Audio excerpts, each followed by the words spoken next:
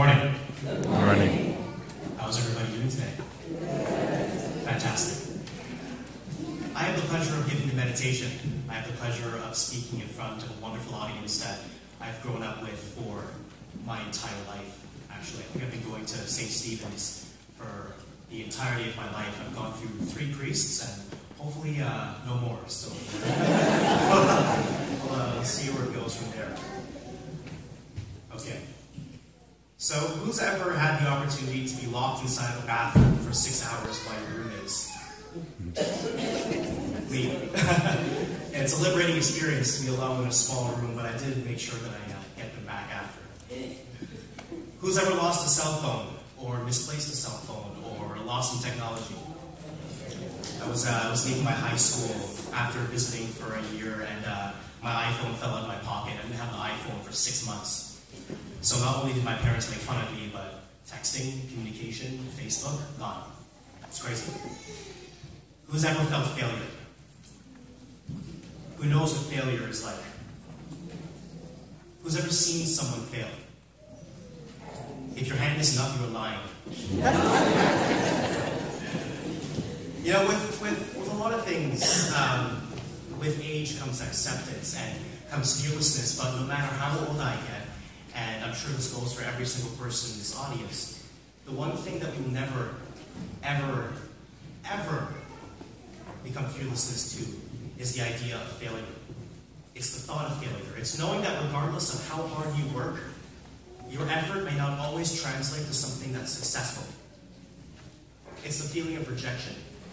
It's the pain of loss. And it's something that we all want to avoid. Am I right? Yes. Well, guess what?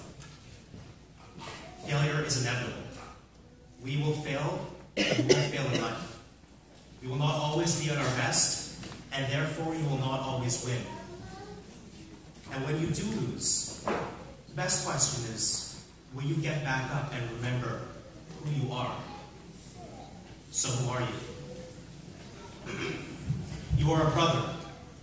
You are a sister. You might be a friend. You might be a son, a daughter, a nephew. But you are more than just a title that's given to you at birth. You are your passions, your goals, your spirit. You are a reflection of what you want to be. And this may sound cliche, but it's true when they say that your attitude, well, that does determine your latitude. Your attitude will determine your success, because our attitude is the only thing that we have control over. And it's the one thing that, well, that makes us unique. So who are you? Are you a student?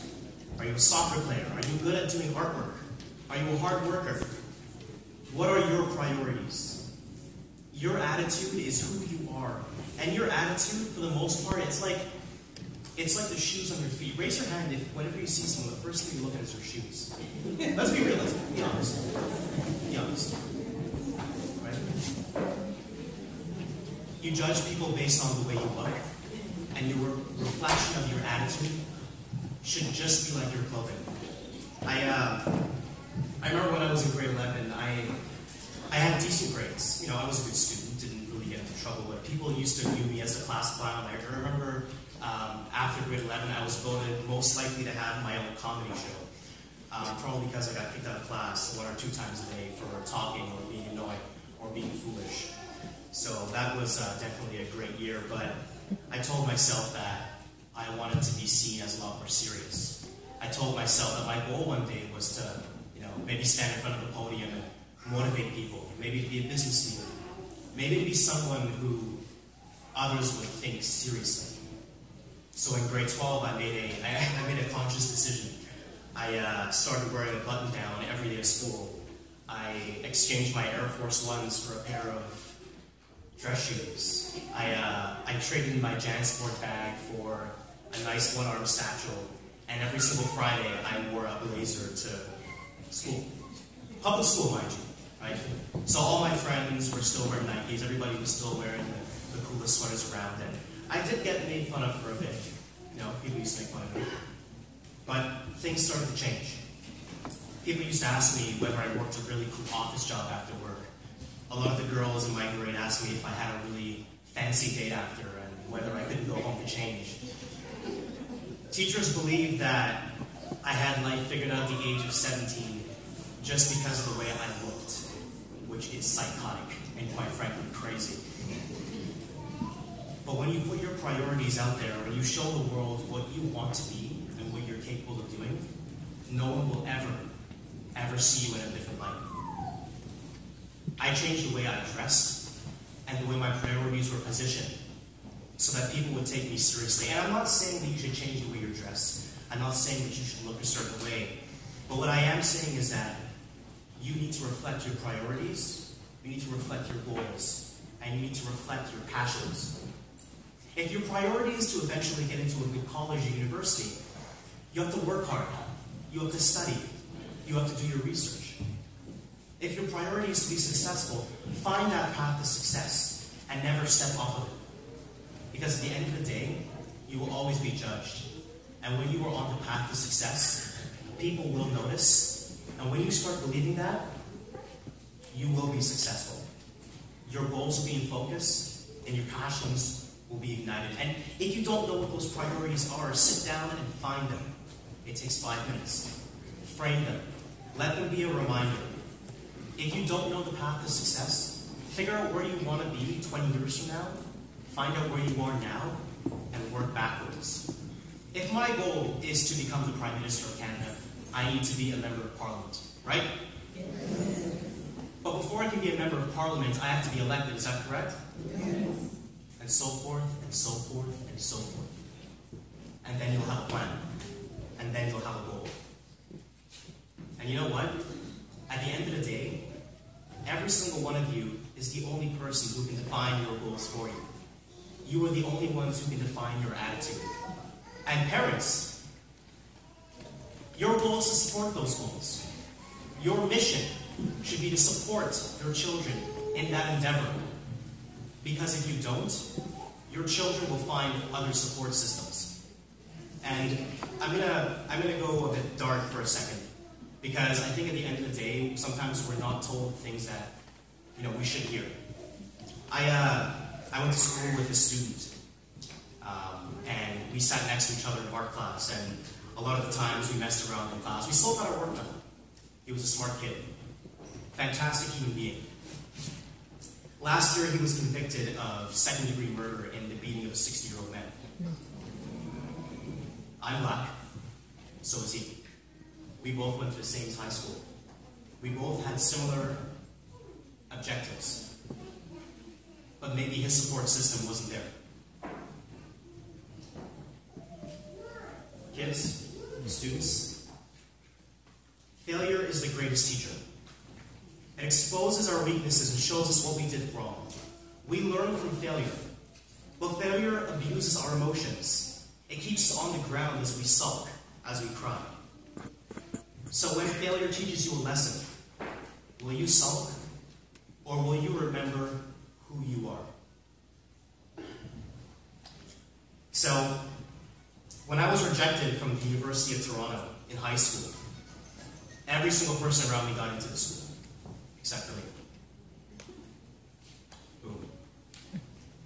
It is the worst feeling on earth to be rejected from a university that your parents have wanted you to go for your entire life, maybe. I remember my mom used to tell me, oh, you better get good grades, because if you don't, you're going to have to go to a school far, far away. That always scared me. But I remember who I was, and I remember that I was still a smart kid. I remember that I still wanted to be a business leader one day. I remember that one setback shouldn't get me down. So instead I applied to a more competitive university. And I got in. So now I go to the Ivy Business School at the University of Western Ontario, which is considered the #1 business school in Canada.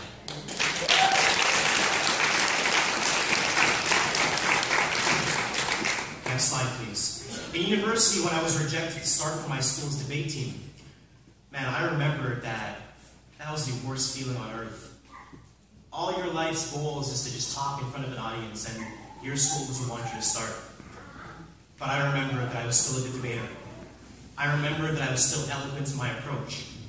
I remembered that I still had the ability to capture an audience.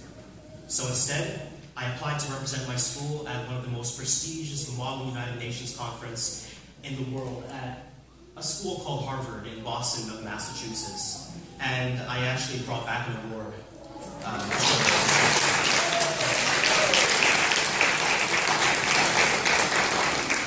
Next slide, George. From October 2014 to February 2015, that's 5 months, I applied to 204 summer jobs. I had 4 interviews, and I was rejected by every single one. You know what it's like to, man, it's crazy. You know what it's like to be told that you are rejected 1.5 times every single day for 5 months? It sucks. But every single time, 205 times, I made sure that I told myself that I was still smart, that I still had ambition, that I still could make something out of my life, that my degree would not go to waste. So on the 205th time, I was hired to basically be an intern for one of the fastest growing brands in Canada. And my job this summer is to help the CEO deliver, develop, and come up with a corporate strategy for worldwide success.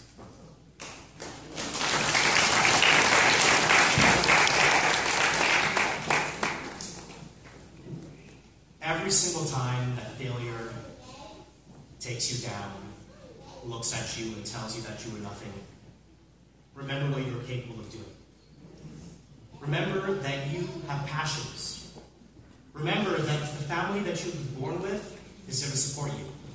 Remember that there was a God who was there to support you. Never, ever, I repeat, never give up.